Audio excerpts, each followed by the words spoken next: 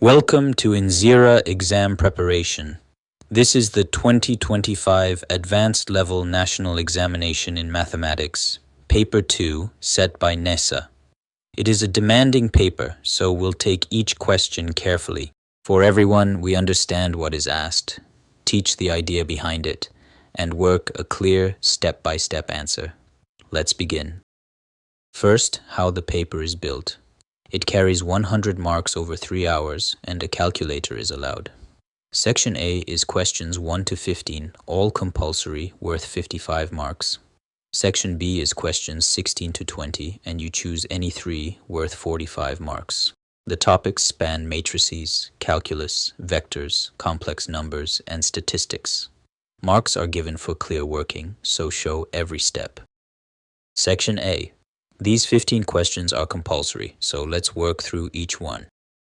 Question 1. State true or false for 6 claims about matrices. Recall the key ideas. Dimensions are rows by columns in that order. The identity matrix has 1s on the main diagonal and 0s everywhere else, and a matrix is invertible exactly when its determinant is not 0. Part A. The given matrix has 3 rows and 2 columns, so it is 3 by 2, not 2 by 3, false. Part B. The all ones matrix has 1s off the diagonal too, so it is not the identity, false. Part C. To solve AX equals B, we multiply by A inverse on the left, giving X equals A inverse B, not B inverse A inverse, false. Part D. Singular is precisely the word for not invertible, true. Part E. If the determinant of A is not 0, then A is invertible, so saying it is not invertible is false. Part F. The cosine function is not linear, since cosine of a sum is not the sum of the cosines, false. So the answers are false, false, false, true, false, false. Question 2. For the given differential equation, state true or false for 3 claims about its degree, order, and linearity. First, clear the fraction by multiplying through by dy dx. This gives x times dy dx, all squared, minus y squared times dy dx, plus 3 equals 0. Now, the order is the highest derivative that appears. Here, the only derivative is dy dx, a first derivative, so the order is 1. The degree is the highest power of that highest derivative, once the equation is polynomial in the derivatives. Here dy dx appears squared, so the degree is 2. And because the derivative is squared, the equation is nonlinear. So part A, degree is 1, is false, the degree is 2. Part B, order is 2, is false, the order is 1. And part C, it is linear, is false. So the answers are false, false, false. Question 3. Solve the absolute value of 3 minus log base 2 of x is less than 2.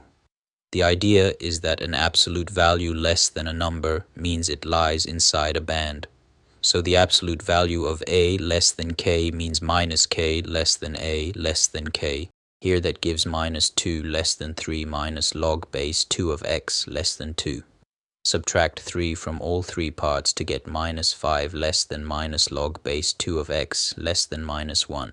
Multiply through by minus 1, remembering to flip the inequalities, so 1 less than log base 2 of x less than 5. Converting back, 2 to the power 1 less than x less than 2 to the power 5, that is 2 less than x less than 32. Because the inequality is strict, the endpoints are excluded, so the answer is the open interval 2 to 32, option A. Question 4. Solve d theta dt equals 2 times e to the power 3t minus 2 theta, given that t equals 0 when theta equals 0. This is a separable equation, meaning we can gather all the theta terms on one side and all the t terms on the other. Using the laws of indices, e to the power 3t minus 2, theta is e to the power 3t, times e to the power minus 2 theta. Moving things across gives e to the power 2 theta, d theta, equals 2e to the power 3t dt. Integrating both sides, 1/2 e to the power 2. Theta equals 2/3 e to the power 3t, plus a constant c. Now use the point. At t equals 0 and theta equals 0, 1/2 equals 2/3 plus c, so c is minus 1/6. So 1/2 e to the power 2 theta equals 2/3 e to the power 3t minus 1/6, which is option C. Question 5. We have u equals minus 3i plus 4j plus 12k, v equals 4i minus 3j plus 2k, and w equals mi plus 3j minus nk. Part A. The cross product v cross w is a vector perpendicular to both, and we compute it with the determinant rule. Working it out, v cross w is 3n minus 6, then 4n plus 2m, then 12 plus 3m. Setting this equal to u, we match components. The first gives 3n minus 6 equals minus 3, so n is 1. The third gives 12 plus 3m equals 12, so m is 0. So m is 0 and n is 1. Part B. Since v cross w equals u, the area of the triangle is 1/2 the length of u. The length of u is the square root of 9 plus 16 plus 144, which is the square root of 169, that is 13. So the area is 1/2 of 13, which is 6.5. Question 6. Given z equals root 3 plus I and w equals 1 plus I, use both Cartesian and polar multiplication to find cosine of 5 pi over 12 and sine of 5 pi over 12. The key idea, when you multiply two complex numbers, their moduli multiply and their arguments add. Working the same product two ways lets us equate them and read off exact trig values. In Cartesian form, z times w is root 3 minus 1 plus root 3 plus 1, I. In polar form, z has modulus 2 at argument pi over 6, and w has modulus root 2 at argument pi over 4. So the product has modulus 2 root 2 at argument 5 pi over 12. Matching the real parts, 2 root 2 times cosine of 5 pi over 12 equals root 3 minus 1, so cosine of 5 pi over 12 is root 6 minus root 2 over 4.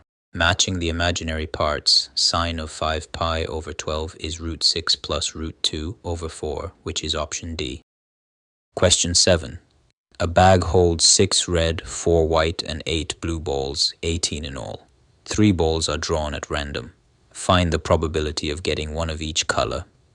Probability is favorable outcomes divided by total outcomes. The total number of ways to choose 3 balls from 18 is 18 choose 3, which is 816. For one of each color, we pick one from 6 reds, one from 4 whites, and one from 8 blues, giving 6 times 4 times 8, that is 192. So the probability is 192 over 816. Simplifying, that is 4 over 17, option D. That brings us to the end of Part A. The paper continues in Part B. Open Part B next and keep going. We pick up exactly where we left off. See you in Part B.